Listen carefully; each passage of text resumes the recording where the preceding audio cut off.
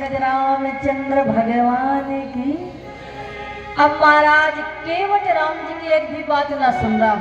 बोले महाराज जब तक आपके चरण नहीं धुल लूंगा तब तक नाव में नहीं बिठाऊंगा। राम जी ने कहा लखन जी से, बोले भैया सुन रहे हो?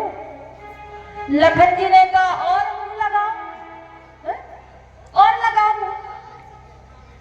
आपके तो सारे भक्त ऐसे ही होते हैं।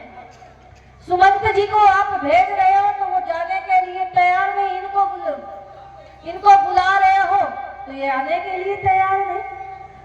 अब आप मुंह लगाएंगे तो ऐसे ही तो होगा ही।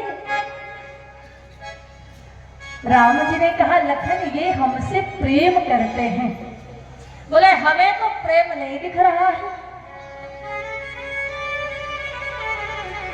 बोले नहीं, ये प्रदर्शन नहीं करते, प्रेम करते हैं। और देखो इसमें कोई गलती नहीं है। पहले ही बोनी हमारी बिगड़ गई। कैसे?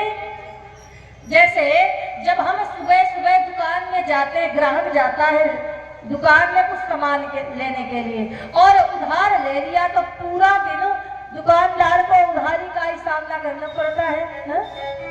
तो बोले देखो हम आए, हमारे लिए वनगमन था, हम आने के लिए तैयार हुए, तुम भी आ गए साथ में। तो पहले ही बोनी बिगड़ गई। तुम ही नहीं माने तो जितने मिलेंगे वो मानेंगे ही नहीं।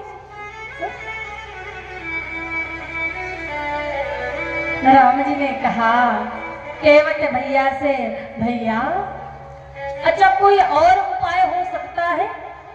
बोला नहीं महाराज, हाँ एक उपाय है। आपको यदि जाना ही है तो आप इधर से एक इस साइड है गली गई हुई है, आप वहां से निकल जाइए। तो बोले राम जी बड़े खुश हो गए। बोले भैया तो चलो चलो हमको बता दो कौन सा रास्ता है।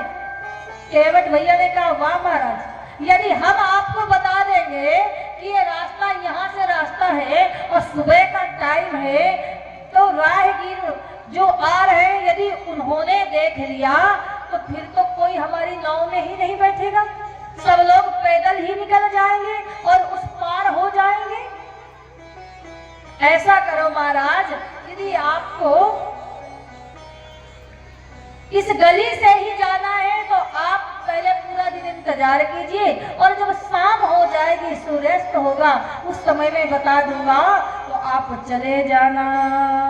राम जी ने कहा लखन से, बोले भैया तब तो ऐसा है कि हम चरण धुला ही ले। ठीक है भैया, ऐसा करो आप चरण धुल लीजिए।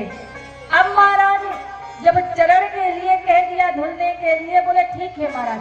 केवट भैया ने कहा नहीं, मैं नहीं ले सकता क्योंकि हम और आप एक ही बिरादरी के हैं, भाई भाई है। लखन लाल जी ने जब ये सुना तो बड़ा बुरा लगा कि देखो तो सही ये क्या बोल रहे हैं, एक ही बिरादरी के भाई भाई कैसे हो गए। राम जी लखन जी की तरफ देख करके मुस्कुरा रहे हैं। लखन जी कह रहे अभी भाई ही बना है, अभी और कुछ बनेगा हा? और चढ़ा लो सर पे। राम जी मुस्कुरा रहे हैं। केवट भैया ने कहा महाराज मैं गंगा तट का माझी हूँ और तुम भवसागर के केवट हो और मैं इस सुर सरिता के तीर में हूँ और तुम उस भव सरिता के तट पे हो।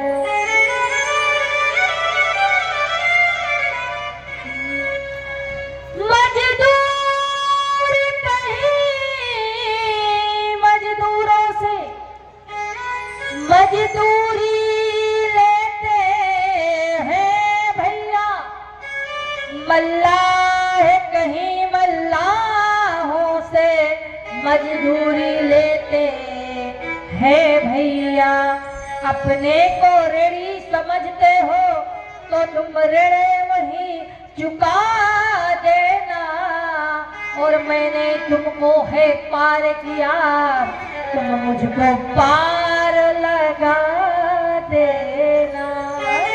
मैंने आपको पार किया है, आप मुझको उस पार लगा देना।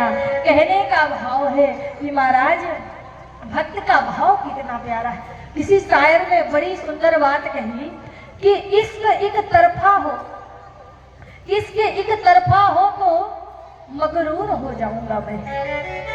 क्या बोले? इश्क एक तरफा हो तो मगरूर हो जाऊंगा मैं, श्याम तुम होगे समा तो काफूर हो जाऊंगा मैं अगर मांगू तुमसे मुझको तुम ना देना कुछ।